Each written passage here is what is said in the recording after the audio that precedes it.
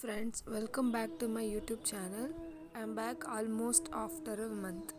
So I'm back with one more interesting topic, that is Jagannath Puri temple. ಯಾಕೆ ಇದನ್ನು choose ಮಾಡಿದ್ದೀನಿ ಅಂತ ಅಂದರೆ, ಜುಲೈ 7, 2024 ಅಂದರೆ ನಿನ್ನೆ ಜಗನ್ನಾಥ ಪುರಿ ಟೆಂಪಲ್ನಲ್ಲಿ ರಥೋತ್ಸವ ನಡೀತಿತ್ತು. ಇದು ಯಾಕೆ ಅಷ್ಟೊಂದು ಇಂಪಾರ್ಟೆಂಟು, ಇದರ ವಿಶಿಷ್ಟಗಳೇನು ಅಂತ ನೋಡೋಣ ಬನ್ನಿ. India is A land of festivals. So ನಾವು ಹಲವಾರು ಹಬ್ಬಗಳನ್ನ ಹಲವಾರು ದೇವರುಗಳ ಹೆಸರಿನಲ್ಲಿ ಮಾಡ್ತೀವಿ. ಎಲ್ಲ ಹಬ್ಬಗಳಿಗೂ ಅದರೇ ಆದ ವಿಶೇಷತೆ ಮತ್ತು ಸೀಕ್ರೆಟ್ ಇದೆ. ಆ ಥರದೇ ಒಂದು ಇಂಪಾರ್ಟೆಂಟ್ ಹಬ್ಬ ಒಡಿಶಾದಲ್ಲಿ ನಡೆಯುತ್ತೆ. ಇಂಡಿಯಾಸ್ ಬಿಗ್ಗೆಸ್ಟ್ ಕೆಪ್ಟ್ ಸೀಕ್ರೆಟ್ ಅಂತಾನೆ ಹೇಳ್ಬೋದು. ಒಡಿಶಾದಲ್ಲಿರುವ ಪುರಿ ಅನ್ನುವ ಜಾಗದಲ್ಲಿ ಲಾರ್ಡ್ ಜಗನ್ನಾಥನನ್ನು ಪೂಜಿಸ್ತಾರೆ. ಜಗನ್ನಾಥನನ್ನು incarnation of the lord Vishnu ಅಂತ ಕೂಡ ಹೇಳ್ತಾರೆ, ಅಂದರೆ ವಿಷ್ಣುವಿನ ಸಾಕ್ಷಾತ್ ರೂಪ ಅಂತ. ಆದರೆ ನಿಮಗೆ ಗೊತ್ತಾ, ಲಾರ್ಡ್ ಜಗನ್ನಾಥನ ಸನ್ನಿಧಿಯಲ್ಲಿ ಕೃಷ್ಣನ ಹೆಸರು ಕೇಳಿ ಬರುತ್ತೆ. ಯಾಕೆ ಅಂತ ಬನ್ನಿ ನೋಡೋಣ. ಅದು ಮಹಾಭಾರತ ಮುಕ್ತಾಯವಾಗುವ ಸಮಯ. ಕೌರವರು ಮತ್ತು ಪಾಂಡವರ ನಡುವೆ ಯುದ್ಧ ನಡೆದು ಹೋಗಿತ್ತು. ಕೌರವರು ಎಲ್ಲರೂ ವಿಧಿವಶರಾಗಿದ್ದರು. ಇದರಿಂದ ಗಾಂಧಾರಿ ಅವರು ತುಂಬ ನೋವು ಮತ್ತು ಬೇಸರದಿಂದ ಕಾಲ ಕಳೀತಾ ಇದ್ದರು. ಗಾಂಧಾರಿ ಅವರು ನಂಬಿದ್ದರು ಶ್ರೀಕೃಷ್ಣ ಯುದ್ಧವನ್ನು ನಿಲ್ಲಿಸಬಹುದಿತ್ತು ಅಂತ. ಆದರೆ ಕೃಷ್ಣ ನಿಲ್ಲಿಸಲಿಲ್ಲ. ಆ ಕಾರಣದಿಂದ ಗಾಂಧಾರಿ ಅವರು ಕೃಷ್ಣನಿಗೆ ಶಾಪ ಕೊಡುತ್ತಾರೆ. ದಿನ 35 ವರ್ಷ ಕೃಷ್ಣ ಮತ್ತು ಅವನ ಪೂರ ಯದುವಂಶ ನಾಶವಾಗಲಿ, ಅವರ ನಡುವೆ ಯುದ್ಧವನ್ನು ಮಾಡಿಕೊಂಡು ದ್ವಾರಕಾ ಕೂಡ ಮುಗಿದು ಹೋಗಲಿ ಅಂತ ಗಾಂಧಾರಿ ಶಾಪ ಕೊಡ್ತಾಳೆ. ಗಾಂಧಾರಿಯ ಶಾಪದಂತೆಯೇ ಯದುವಂಶವು ಅವರ ನಡುವೆ ಜಗಳ ಶುರುವಾದವು. ಈ ಕಾರಣದಿಂದ ದ್ವಾರಕಾ ಕೊನೆಗೊಳ್ಳಬೇಕಾಯಿತು. ಅಂದು ದ್ವಾರಕಾ ಪೂರ್ಣವಾಗಿ ನಾಶವಾಗಿರುತ್ತದೆ. ಈ ಸಮಯದಲ್ಲಿ ಒಂದು ದಿನ ಶ್ರೀಕೃಷ್ಣ ಮರದ ಕೆಳಗೆ ವಿಶ್ರಾಂತಿ ಪಡೆದುಕೊಳ್ಳುತ್ತಿದ್ದ ಸಮಯ ಜರ ಎನ್ನುವ ಬೇಟೆಗಾರ ಕಾಡಿಗೆ ಬರುತ್ತಾನೆ. ಅವನು ಜಿಂಕೆ ಎಂದುಕೊಂಡು ಶ್ರೀಕೃಷ್ಣನ ಬಳಿ ಬಿಲ್ಲನ್ನು ಬೀಸುತ್ತಾನೆ. ಅದು ಶ್ರೀಕೃಷ್ಣನ ಪಾದಗಳಿಗೆ ತಗುಲುತ್ತದೆ. ಅವನು ಬಂದು ನೋಡಿದಾಗ ಆಶ್ಚರ್ಯ ಮತ್ತು ದುಃಖಿತನಾಗುತ್ತಾನೆ. ಶ್ರೀಕೃಷ್ಣನ ಬಳಿ ಕ್ಷಮೆಯಾಚಿಸುತ್ತಾನೆ. ಶ್ರೀಕೃಷ್ಣ ಸಾಂತ್ವನಿಸಿ ಹೇಳುತ್ತಾನೆ, ಇದು ವಿಧಿಯ ಆಟ, ನನ್ನ ಹತ್ಯೆ ನಿನ್ನಿಂದಲೇ ಆಗಬೇಕೆಂದು ನಿಶ್ಚಿತವಾಗಿತ್ತು ಎಂದು ಹೇಳಿ ಕೊನೆಯುಸಿರೆಳೆಯುತ್ತಾನೆ. ಈ ವಿಷಯವನ್ನು ಅರ್ಜುನ ಬಳಿ ತೆರಳಿ ನಡೆದಿದ್ದನ್ನೆಲ್ಲ ಹೇಳಿಕೊಳ್ಳುತ್ತಾನೆ. ಅರ್ಜುನ ಶ್ರೀಕೃಷ್ಣನ ಕೊನೆಯ ಕಾರ್ಯಗಳನ್ನು ಮಾಡುತ್ತಾನೆ. ಶ್ರೀಕೃಷ್ಣನ ಪೂರ್ತಿ ದೇಹ ಬೂದಿಯಾಗಿರುತ್ತದೆ, ಆದರೆ ಅವನ ಹೃದಯವನ್ನು ಬಿಟ್ಟು.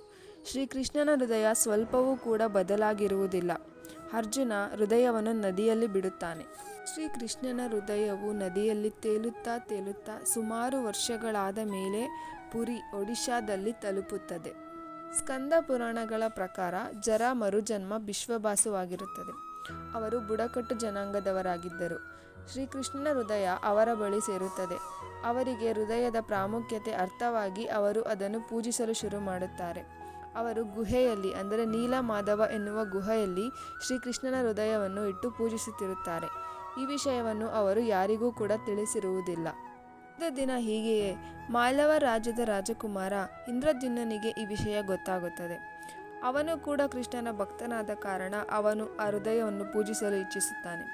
ಅವನು ಬ್ರಾಹ್ಮಣಿ ಪೂಜಾರಿಯಾದ ವಿದ್ಯಾಪತಿಯನ್ನು ಕಳಿಸುತ್ತಾನೆ. ಅವರು ಕೊಡಲು ನಿರಾಕರಿಸುತ್ತಾರೆ. ಈ ಸಮಯದಲ್ಲಿ ವಿದ್ಯಾಪತಿ ಬಿಸ್ವವಾಸುವಿನ ಪುತ್ರಿಯಾದ ಲಲಿತಾ ಜೊತೆ ಪ್ರೇಮಾಂಕುರವಾಗಿ ಅವರಿಬ್ಬರು ಮದುವೆಯಾಗುತ್ತಾರೆ.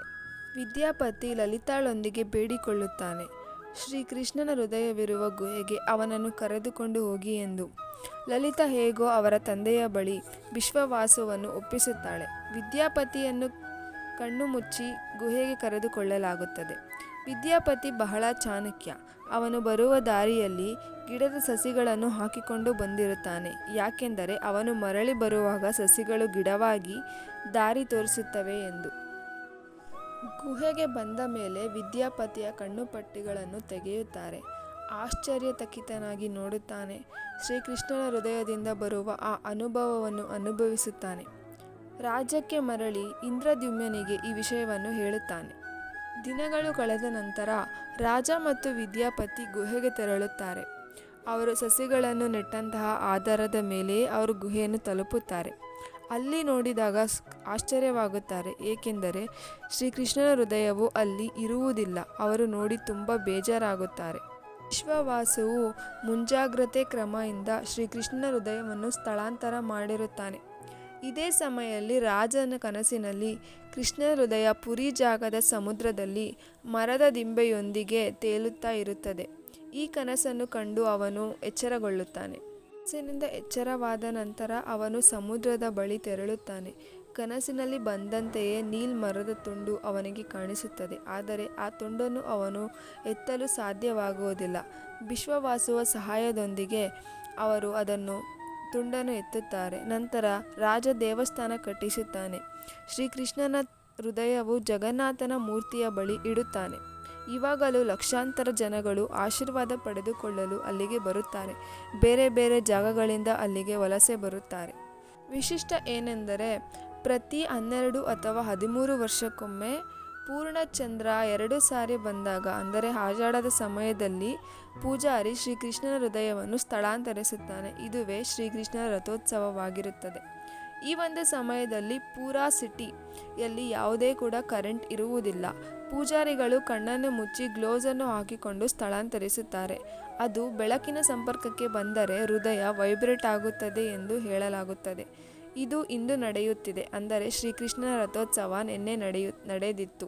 ಇದೇ ತರಹದ ಹೊಸ ವಿಷಯಗಳನ್ನು ತಿಳಿದುಕೊಳ್ಳಲು ಈ ಒಂದು ಚಾನಲನ್ನು ಸಬ್ಸ್ಕ್ರೈಬ್ ಮಾಡಿ, ಶೇರ್ ಮಾಡಿ. ಧನ್ಯವಾದಗಳು.